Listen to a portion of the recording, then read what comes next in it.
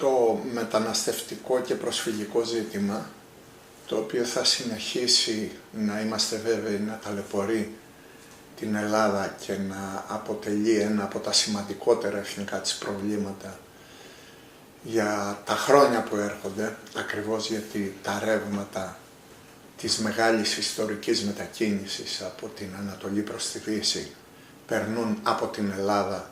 και ακριβώς γιατί η ύπαρξη αυτών των ρευμάτων συνδυάζεται με την τουρκική πολιτική που θέλει να τα χρησιμοποιήσει σαν όπλο για την αλλαγή ακόμα και την πληθυσμιακή της Ελλάδας και ως μέσο πίεσης συνολικά προς την Ευρώπη. Δηλαδή η Τουρκία έχει μια πολιτική που χρησιμοποιεί τα ρεύματα, τα πληθυσμιακά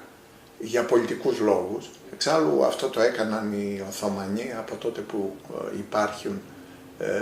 ιστορικά. Χρησιμοποιούσαν πάντα τις μετακινήσεις των πληθυσμών ως πολιτικό όπλο αποφασιστικής σημασίας και αποτελούν τέτοιο όπλο.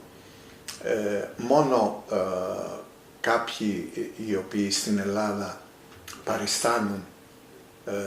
ότι δεν καταλαβαίνουν ή ότι δεν ξέρουν από ιστορία μπορούν να ισχυρίζονται ότι τέτοιου τύπου μετακινήσεις των ρευμάτων ανθρώπων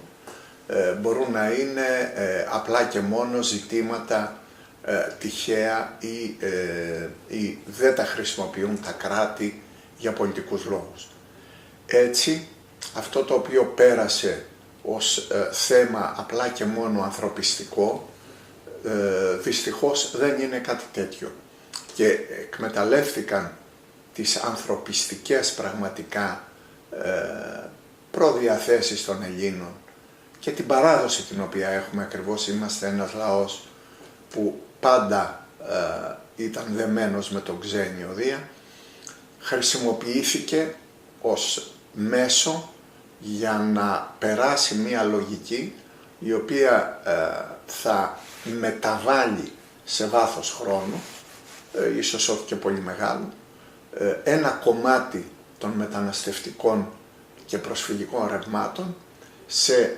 ανθρώπους οι οποίοι μένουν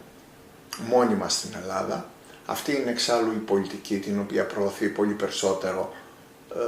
ο κύριος Σόρος και η ΜΚΟ του με τη λογική των πολυπολιτισμικών κοινοτήτων, και έτσι θα αλλάξει η ίδια η σύνθεση του πληθυσμού στην Ελλάδα. Αυτό, εάν είμαστε μια χώρα είτε απικιακή που έχει ιστορική ευθύνη για όλα όσα έχουν συμβεί από τις δυτικές χώρες ενάντια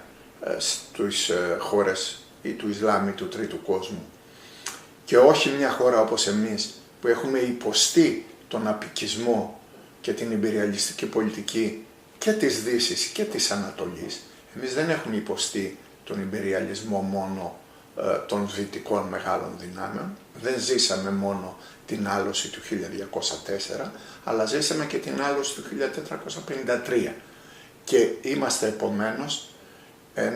μια χώρα και ένας πολιτισμός που πιέζεται και από την Ανατολή και από τη Δύση με ιμπεριαλιστικό τρόπο. Ο ιμπεριαλισμός σε εμάς, διότι οι ιμπεριαλισμοί δεν είναι όπως μια αφελής μαρξιστική αντίληψη προβάλλει, μόνο ο ιμπεριαλισμός που έχει βάση την οικονομική ισχύ,